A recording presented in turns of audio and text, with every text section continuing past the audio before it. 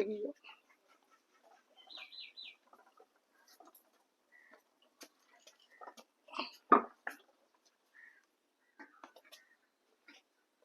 এগুলো কি এনেছো?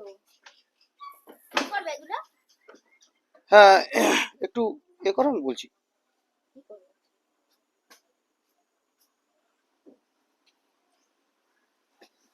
হ্যাঁ, কি বলছিলে যে এগুলো কি করব? দেখুন, আমাকে বিগত দিনগুলোতে আমার প্রতিবাদমূলক বক্তব্য, কথাবার্তা, লেখালেখিতে বিভিন্ন রকম মানুষের কাছে আমি বিভিন্ন রকম সমালোচনার পাত্র হয়েছি, এবং আরো অনেক রকম বিষয় নিয়ে আমার সম্পর্কে সমাজে আচরণ আলোচনা হচ্ছে। দেখুন, আমি এই মুহূর্তে কি করেছি, যেটা কিছুক্ষণ আগেই ও প্রশ্ন করলো, এই যে দেখছেন বিভিন্ন দলের রাজনৈতিক পতাকা, আমি এগুলো রাস্তা থেকে সংগ্রহ করেছি, এবং এমন ভাবে পড়েছিল, আমাকে এগুলো ধুতে হবে, এগুলো রীতিমতো ধুতে হবে।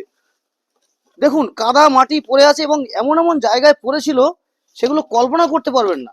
ধুয়ে কি করবে? আচ্ছা, এখন বিষয়টা হচ্ছে, এখানে কোন কোন দলের পতাকা আছে, এখন বিভিন্ন দলের আছে, তার মধ্যে অধিকাংশ কিন্তু আছে, দেখা যাচ্ছে, বোঝাই যাচ্ছে, এর মধ্যে বানানোর কিছু নেই। দেখুন, হ্যাঁ, অধিকাংশ আছে তৃণমূল কংগ্রেসের পতাকা, এবং তার সাথে বিজেপির পতাকা রয়েছে, ভারতীয় জনতা পার্টিরও পতাকা রয়েছে, দেখুন, এই যে, হ্যাঁ, এবং আরো দু একটি রাজনৈতিক দলের পতাকা এখানে রয়েছে।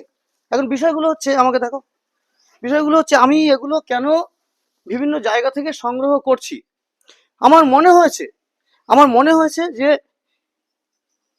প্রত্যেকটি পতাকা হচ্ছে একটা প্রতীক, যে কোনো রাজনৈতিক দলের, সংগঠনের, এবং আমাদের দেশের যে পতাকা, জাতীয় পতাকা, তারা একটা সম্মান বহন করে, সেই জাতির বা সেই জনগোষ্ঠী, সেই দেশের নাগরিকদের সম্মান বহন করে।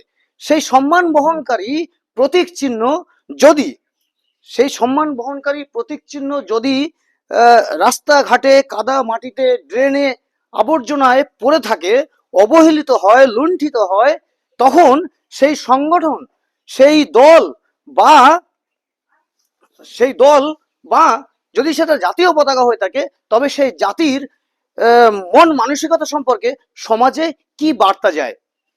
এরপরেও কি এরপরেও কি আমাকে একটা